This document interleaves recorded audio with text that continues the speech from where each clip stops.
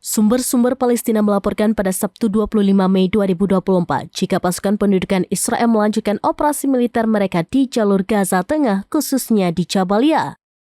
Pada hari ke-14 di Kem Jabalia, pasukan Israel menyerbu wilayah ini namun belum mampu memadamkan perlawanan sengit milisi perlawanan Palestina sehingga pasukan pendudukan mengirimkan bala bantuan ke kem tersebut. Sebelumnya pada Jumat lalu, tentara Israel mengklaim jika mereka akan melanjutkan operasi militer di wilayah utara, selatan, dan tengah jalur Gaza.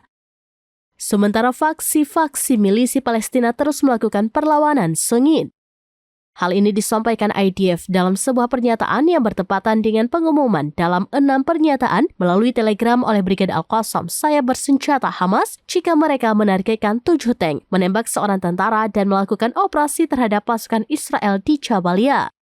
Tentara Israel mengatakan Brigade 162 melanjutkan aktivitasnya di wilayah Rafah, mengklaim bahwa selama 24 jam terakhir, tentara IDF dari kelompok tempur Brigade 401, Givati, dan Nahal melakukan operasi pengintaian untuk mencari sarana tempur dan infrastruktur milik Hamas di daerah tersebut.